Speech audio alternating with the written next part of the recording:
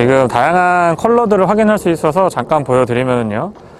푸른색 블루톤의 계열인데 이 컬러가 약간 펄도 가만히 보면 많이 좀 섞여 있고요.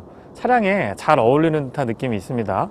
그리고 보여드릴 컬러는 화이트 펄인데요. 펄이 이것도 그냥 그 매트한 느낌의 화이트가 아니고 펄이 조금 섞여 있는 것 같습니다.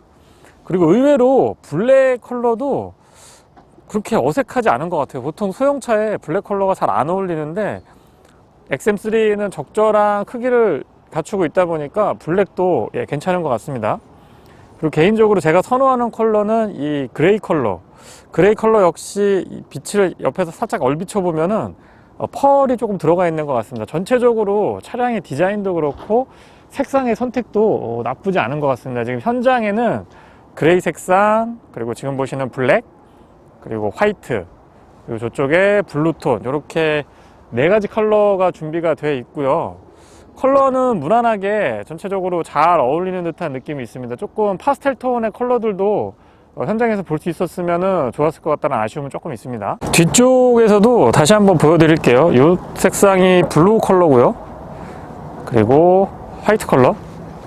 화이트가 또 뒤에서 보니까 굉장히 좀 깔끔하면서도 멋스러운 느낌을 잘 살리는 것 같습니다. 그리고 블랙 컬러는 뒤쪽에서 보니까 차가 약간 작아 보이는 듯한 느낌이 조금 있어요. 고급감은 좀 배가시켜주는 것 같긴 또 합니다. 그리고 마지막으로 그레이 컬러, 제일 무난한 것 같아요. 이 오염에서도 크게 영향을 많이 받지 않고 차량을 봤을 때 유지관리 하기에는 제일 편안한 색상이 아닌가 싶습니다.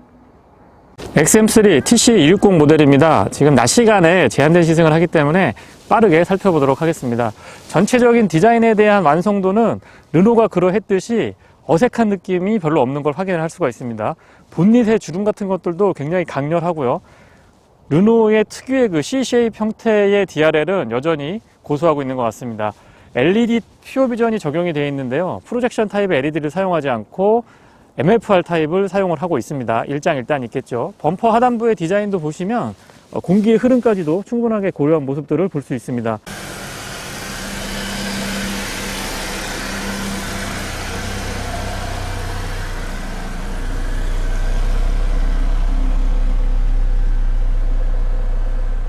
기존의 이 차량과 같은 차량의 등급에서는 다소 좀 소홀할 수 있는 부분까지도 충실하게 고려를 한 모습을 볼 수 있습니다. 본닛 위의 주름들은 다시 봐도 정말 멋스러운 것 같습니다. 직렬 4기통 가솔린 터보 엔진이 장착이 되어 있습니다.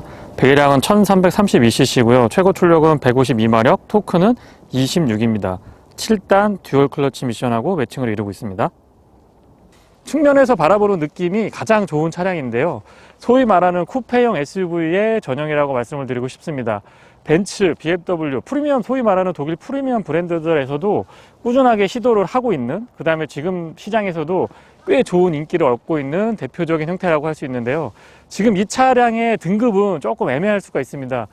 차량의 가격대를 생각하면은 코나, 티볼리, 기아의 셀토스 이런 차량들과 경쟁을 해야 되는데 차량의 크기는 그 차량들의 크기를 훨씬 웃도는 조금 휠베이스도 넉넉하고 전체적인 크기가 좀 큰 편입니다. 그런데 쿠페형 디자인을 선택을 하고 있다 보니까 크기에 대한 부담감도 크지 않는 아주 절묘한 디자인과 세그먼트라고 생각을 합니다.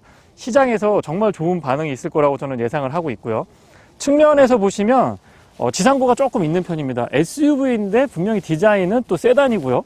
뒤에는 또 쿠페형으로 패스트백 형태에 가까운 쿠페 디자인을 고수하고 있습니다. 그러다 보니까 지상고가 이런 디자인이면 좀 낮아야 되는데 라고 하고 보면은 약간 지상고가 높은 걸 확인하실 수가 있습니다. 지상고가 살짝 높아서 타고 내릴 때 굉장히 편안한 포지션을 확보할 수가 있었고요. 휠은 18인치 사양이 적용이 되어 있습니다. 타이어 사이즈는 215, 55, 18이고요.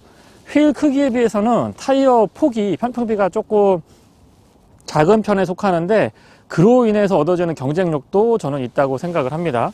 주유구는 지금 푸시 타입이고요. 이렇게 가솔린 차량이라서 별도의 애드블루 같은 이 홀은 없습니다.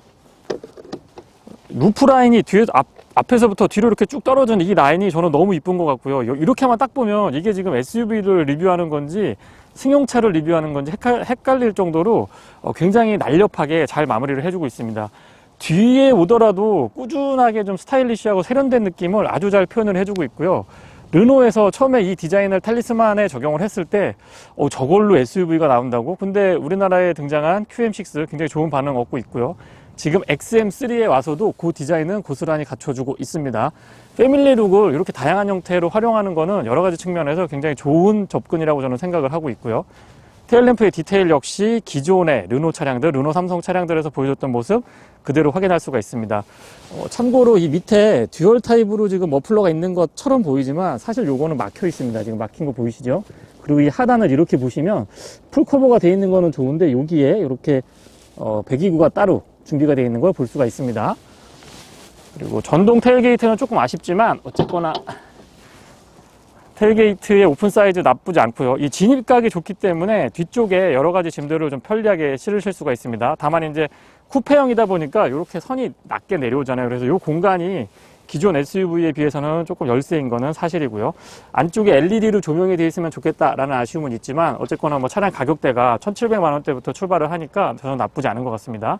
기왕이면 이쪽도 좀 램프 같은 거 하나 있었으면 더 좋을 것 같고요. 바닥 공간을 이렇게 열어보시면 굉장히 깊이 있고 넓은 공간을 확보하실 수가 있습니다. 500리터 이상의 트렁크 공간을 확보해주고 있기 때문에 사용하시는데 전혀 무리는 없고요.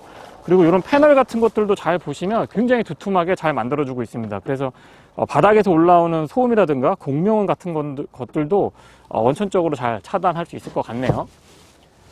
전동 테일게이트는 다시 봐도 조금 아쉽습니다. 그리고 번호판 등 역할을 할 것 같은데 이 두 개는 LED로 선택이 되어 있고요. 다행히 손잡이가 있어서 이렇게 잡아당기면 편안하게 열고 닫을 수가 있습니다. 실내를 살펴보도록 하겠습니다. 스마트 키는 카드 타입이 준비가 되어 있네요. 조금 더 세련된 또 다른 느낌의 스마트 키가 등장할 줄 알았는데 그러진 않았습니다. 아웃사이드 핸들에 이 도어 락 언락 버튼은 뒤쪽에 넣었고요. 지금 보시는 것처럼 이렇게 앞쪽에만 준비가 되어 있습니다. 실내를 처음 봤을 때의 느낌은 앞좌석은 정말 만족도가 높다고 말씀드리고 싶습니다. 왜냐하면 앞좌석은 완연한 SUV의 형태를 띠고 있거든요. 그런데 뒤쪽으로 이렇게 들어가 보면 헤드룸 공간은 조금 민감하시는 분들에게는 좀 좁게 느껴질 수도 있겠다는 생각이 드네요. 깔끔하고요. 차량 가격이 1,700만 원대부터 시작을 하는 거에 비하면 물론 제가 시승하고 있는 차량은 2,000만 원대가 넘는 그런 차량을 시승하고 있습니다만 어쨌거나 실내가 그렇게 막 저렴해 보이거나 그런 느낌은 아닙니다. 요소요소에 나름 또 고급스러운 고급진 포인트들을 조금 넣어줬어요. 도어 쪽부터 살펴보면은 심플합니다. 심플하면서 이 소재나 패턴 같은 것들을 좀 다양하게 가져가고 있다 보니까 이 부분과 이 부분 그리고 이 하단 부분에 인조 가죽이지만 어쨌든 가죽으로 형태가 돼 있어서 깔끔하게 마무리가 잘 돼 있습니다. 이 등급에서는 쉽게 보기 어렵죠. 올 오토 타입의 윈도우 컨트롤 적용이 돼 있고요. 맵포켓은 약간 마무리가 거친 듯 싶지만 어쨌거나 지금 500리터는 아주 여유있게 들어가고요. 1리터 이상도 충분하게 넣었다 뺐다 할 수 있도록 굉장히 실용적으로 잘 꾸며져 있습니다. 시트는 보기에도 편안해 보이고 이런 가죽의 재질이라든가 전체적인 시트의 포지션, 그 다음에 이 사이드 볼스터 같은 경우도 적절한 크기를 갖추고 있어서 시트에 대한 만족도도 조금 있는 편이고요. 헤드레스트도 비교적 잘 받쳐줍니다. 여기에는 약간 스웨이드 재질로 되어 있는데 글쎄요, 딱 보면 약간 좀 스포티해 보이지 않나요? 그리고 몸이 많이 닿는 부분은 아니기 때문에 크게 재질 차이를 느껴지는 건 아닌 것 같아요.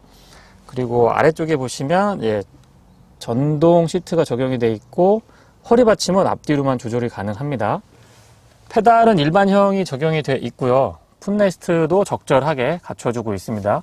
레버를 잡아당기면 본닛을 오픈할 수가 있고요. 틸팅 앤 텔레스코픽은 수동 레버 타입입니다. 조명의 조사각을 조절을 하거나 스티어링의 열선 그리고 라인 크로스 같은 기능들은 여기에 깔끔하게 정리가 잘 되어 있네요.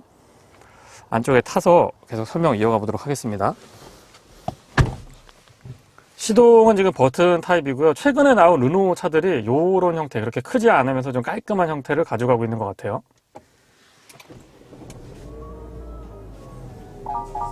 아무래도 이 가솔린 터보 저배기량 엔진이다 보니까 처음에 시동을 했을 때 초기 시동 시에 약간의 소음 진동은 있는 편입니다.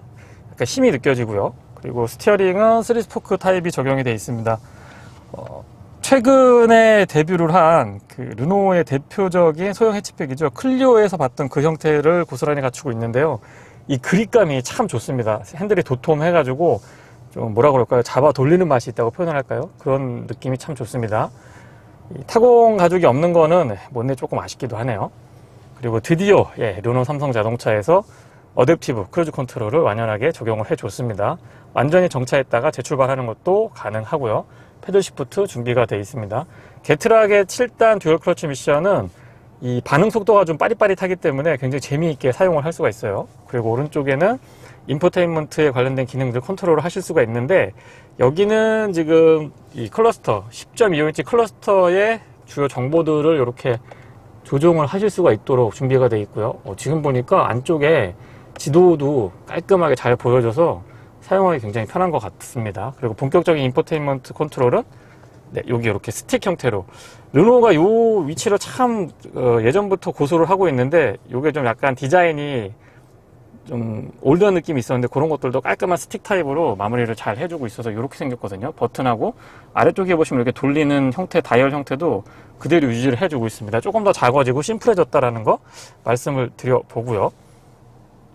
메인 인포테인먼트 컨트롤 패널은 지금 보시는 것처럼 세로 형태로 구성이 되어 있습니다. 9인치가 넘는 걸로 제가 알고 있고, 글쎄요, 가로를 많이 고수하고 있는데 이렇게 세로로 접근하는 것도 저는 나쁘지 않다고 봅니다. 반응 속도도 빠른 편이고 구성이 그렇게 어렵지 않습니다. 이전에 비해서는 멀티미디어가 좀 강화된 거를 느낄 수가 있고요.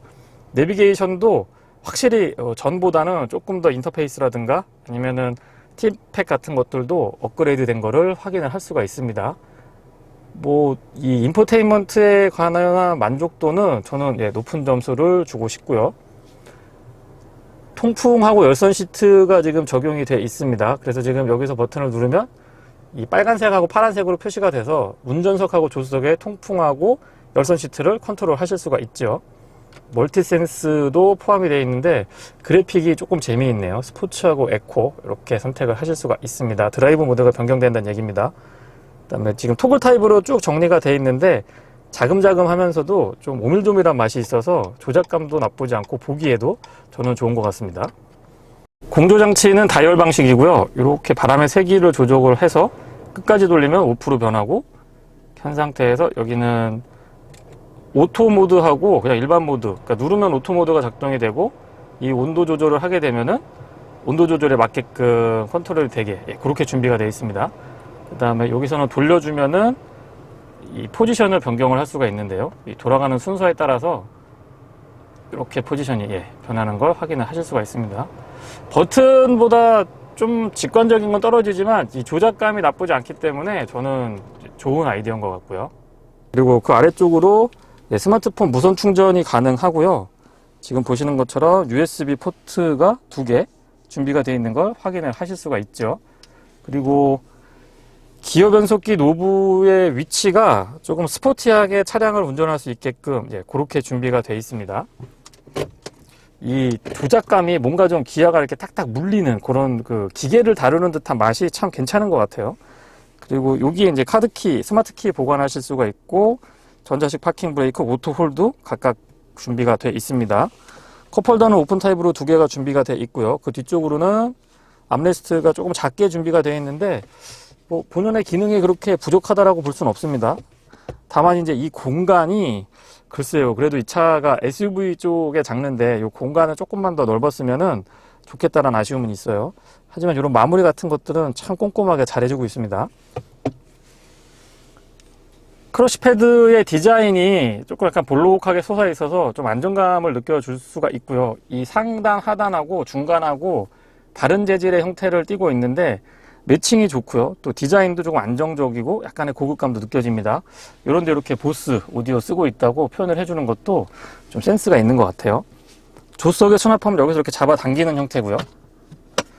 르노 차량들은 여기가 이렇게 이어지지 않고 이 커버가 그냥 쭉 열리기 때문에 저 안쪽까지, 지금 보시는 안쪽 공간까지 넓게 잘 활용을 하실 수가 있습니다. 뒷좌석 공간 설명 이어가 보겠습니다. 그 전에 연비를 보시면 복합 연비가 13.2, 도심에서는 11.8, 고속도로에서는 15.3입니다. 3등급이고요.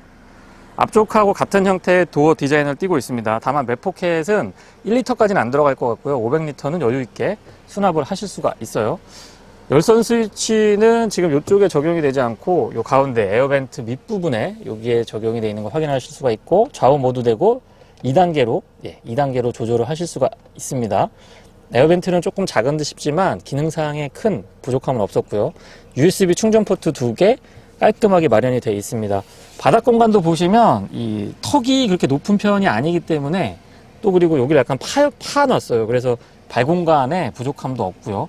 시트도 보시면 좌석은 안장은 참 편합니다. 근데 등받이 각도가 조절이 안 돼서 저는 그 부분은 조금 아쉽고요.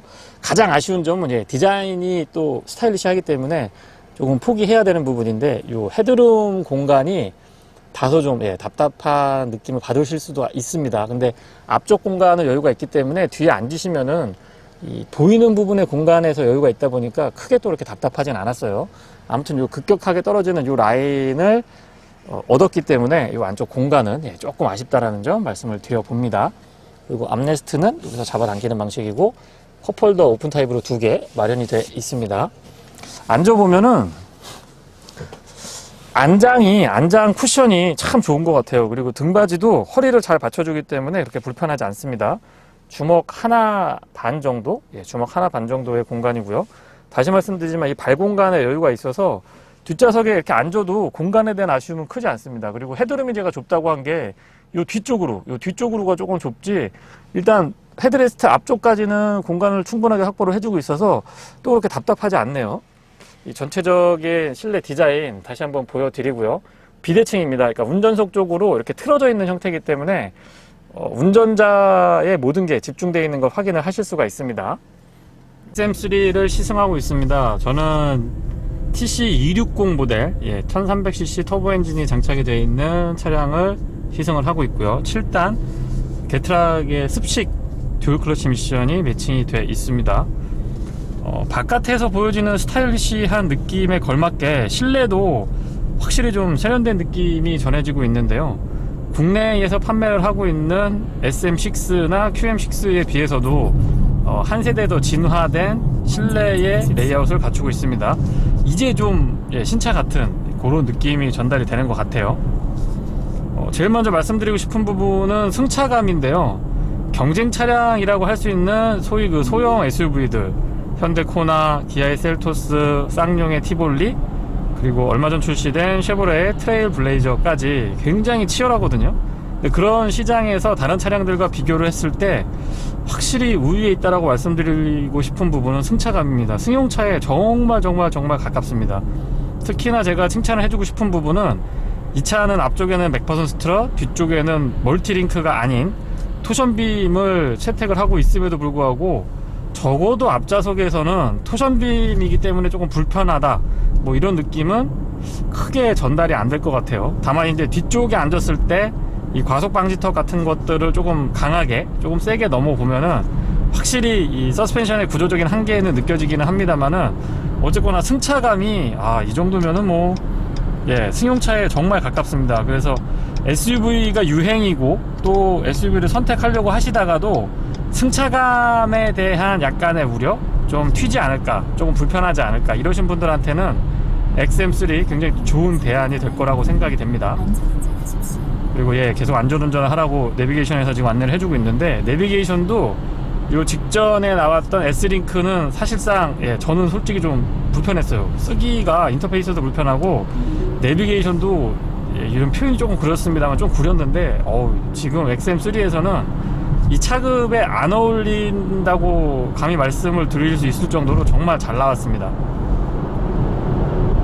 그리고 이 메인 클러스터는 10.25인치고 여기는 세로로 지금 9.3인치인가요? 기억을 하고 있는데, 이 10.25인치 메인 클러스터 패널의 해상도가 굉장히 좋습니다. 지금 이 카메라로 제가 찍고 있어서 바깥하고 빛도 안 맞고 아마 좀 깜빡거릴 수도, 그 주파수가 안 맞으면은, 프레임이 안 맞으면은 깜빡거릴 수도 있겠다라는 생각이 드는데요. 약간 작은 듯한 느낌, 왜냐면 멀리 좀 깊이 박혀 있어서 약간 작은 듯한 느낌이 없지 않아 있지만 이 시인성이나 해상도가 굉장히 좀 좋은 편이다라는 점도 말씀을 드립니다. 그리고 지금 자동차 전용 도로에서 주행을 이어가고 있는데요. 차선을 변경을 하더라도, 급하게 제가 좀 변경을 하더라도 이 스티어링의 안정감이 상당히 좋은 편입니다. 그리고 토션빔이지만 또 전체적인 주행의 질감이라든가 코너링에서의 좀 날카로운 느낌들도 아주 잘 살아있다라는 느낌을 받게 되고요. 그리고 앞쪽의 시인성도 지금 완연한 SUV가 아니고 쿠페형 SUV 형태를 띠고 있다 보니까 전반이 조금 답답하지 않을까라는 생각을 제가 좀 했었는데요. 그렇지는 않습니다. 시인성도 제법 좋은 편이고요. A필러도 바깥에서 보면 충분히 두툼하면서 이 안정감을 보유하고 있지만은 또 실내에서는 그렇게 또 거슬리는 형태나 이 두께는 아닙니다. 절묘하게 잘 돼 있어서 탁 트여 있는 듯한 느낌이 들고요. 또 아웃사이드 미러는 광각하고 일반 미러하고 이 혼합되어 있는 형태인데 크기에 비해서 시야 확보가 좋은 편이다라고 하는 점도 말씀을 드려볼게요. 또 어댑티브 크루즈 컨트롤이 드디어 접목이 됐습니다.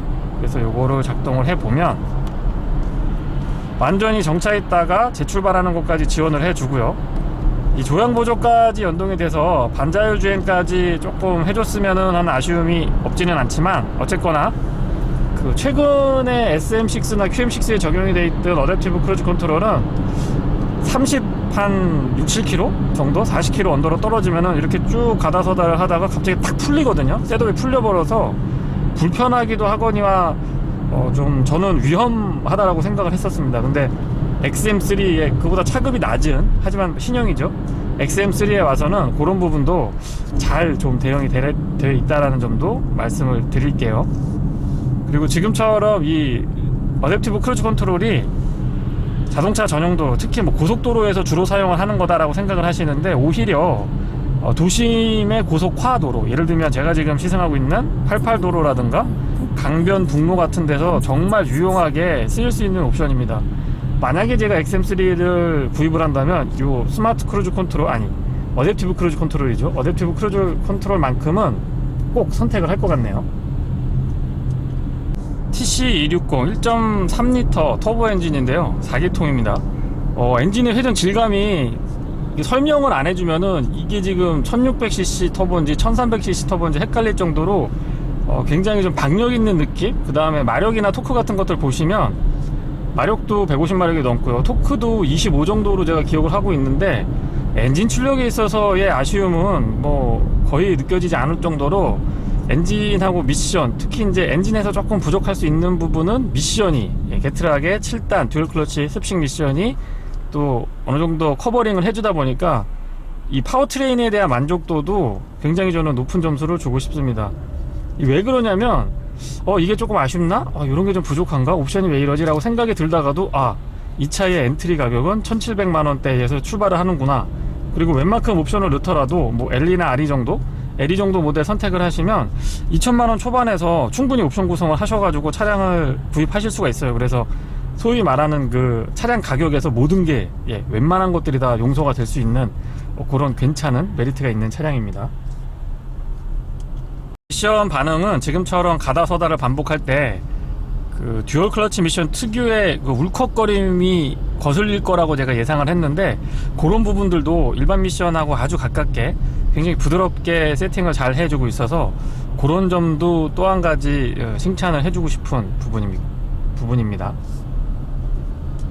듀얼 클러치 미션이 이 초반에 지금처럼 정체되는 구간에서 가다서다 반복하면 울컥거림이 있거든요, 구조적으로. 근데 지금 요 XM3에 적용되어 있는 이 7단 듀얼 클러치 미션은 그런 울컥거림도 굉장히 일반 미션에 가깝도록 제어를 잘 해주고 있습니다. 그래서 그런 점도 또 장점으로 작용을 할 수 있을 것 같고요. 서울 시내 도로에서 제가 시승을 해보고 있는데요. 평균적으로 약 11.2, 한 13km 정도의 연비를 보여주고 있습니다. 11.2에서 12km, 최대 연비는 13.1까지 지금 확인을 했는데요. 다시 한번 제가 시승을 자세하게 할 텐데 그때는 고속도로라든가 출퇴근 조건에서도 조금 자세하게 확인을 해 보도록 할게요.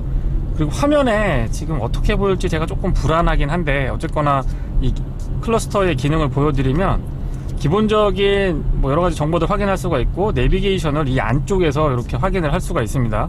굉장히 상위급으로 선택을 해야지 이런 그 옵션들이 구현이 되는데 경쟁력 있는 가격에서도 이런 옵션을 선택할 수 있다는 것은 소비자에게 굉장히 좀 좋은 일이라고 생각을 하고요.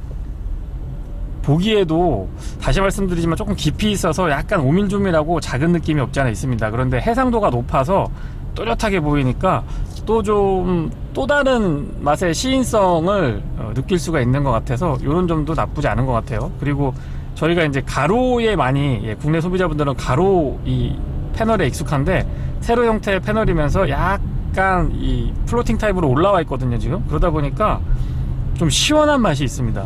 기존의 QM6나 SM6에서는 이 안으로 들어가 있어서 인대시 이 타입이라서 조금 답답한 게 없잖아 있었는데, 세로 형태면서도 이 플로팅 타입으로 딱 올라와 있으니까 시선이 운전할 때 많이 안 떨어져서 그런 점도 좋은 것 같아요.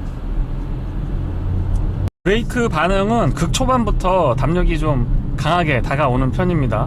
르노가 가고 쓰는 거, 뭐 차 안에서 어떻게 보면 당연한 얘기지만은요, 가고 쓰는 거, 특히 브레이크 쪽에는 예전부터 민감도가 조금 높은 편이고 담력도 나쁘지 않은 것 같습니다. 르노의 차량들을 조금 경험을 해보셨던 분들한테는 굉장히 좀 익숙한 그런 모습을 보여주고 있습니다. 그리고 모드가 스포츠 모드하고 지금 에코 모드가 적용이 되어 있는데, 네, 스포츠 모드에서는 클러스터도 좀 재미있게 바뀌죠. 이 모드 간의 편차도 차량의 가격이나 등급을 생각을 해보면 나름 또 재미지게 구현을 해주고 있습니다.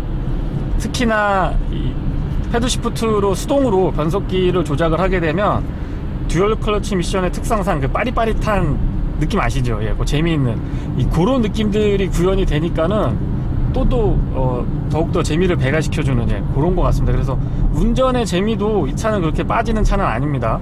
그리고 전체적인 공간도 생각보다는 공간감이 있는 것 같고요. 승차감은 다시 말씀드리지만 소형 SUV들하고 비교를 해보면 멀티링크가 아닌 뒤쪽에 토션빔을 선택을 하고 있음에도 불구하고 나쁘지 않아요, 승차감이. 그래서 그런 부분들은 꼭 한번 비교 시승을 해보면서 선택을 하셨으면 하고요.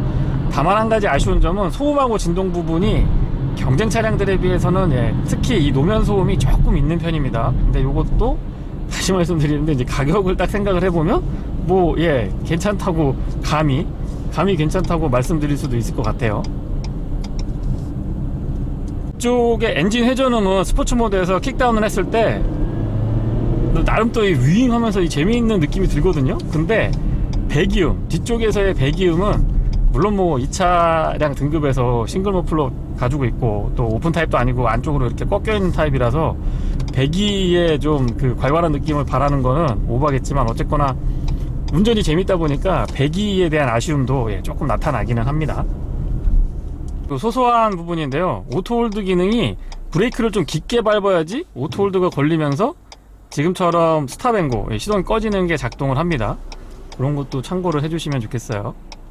빔에 대해서 평소에 제가 그렇게 썩 나이스하게 생각을 하는 편은 아니었습니다, 분명. 근데 르노의 차량들, 특히 클리오를 타보면서 후륜 토션빔에 대해서 생각을 완전히 바꾸는 그런 계기가 됐고요. 지금 XM3도 이 정도의 코너링과 주행 안정성이라고 한다면 글쎄요, 소형차에서 토션빔이 꼭 어떤 구조적인 한계점? 예를 들면 가격이라든가 차량 등급이라든가 이런 거에 대한 구조적인 한계점 때문에 어쩔 수 없는 선택이 아닐 수도 있겠다라는 생각을 하게 됩니다. 오히려 소형차에는 물론 멀티링크가 좀 더 유연하고 여러가지 장점들을 갖고 있긴 합니다만은, 오히려 소형차에는 지금 이 차량처럼 후륜 토션빔을 선택하더라도 충분히 경쟁력 있는 느낌의 좀 재미있는 드라이빙을 즐길 수 있는 코너링과 승차감을 구현해줄 수 있다는 생각을 다시 한번 해보게 되네요. 시속 100km는 약 1750rpm, 1700에서 1750rpm 정도에서 구현이 됩니다. 1.3L 터보 엔진이지만 7단 듀얼 클러치 미션하고 매칭을 이루고 있는데요, 엔진 자체의 마력과 토크가 그렇게 낮은 편이 아니다 보니까 기준 속도를 구현하는데 비교적 낮은 RPM에서 구현이 됩니다. 그러다 보니까 제가 소음 진동, 특히 이 노면에서 올라오는 소음에 대해서는 조금 아쉽다고 말씀을 드렸었는데요, 그런 부분에서도 그나마 좀 상쇄될 수 있는 부분은 낮은 RPM에서 기준 속도가 구현이 되기 때문이다 라고 하는 점도 말씀을 드립니다.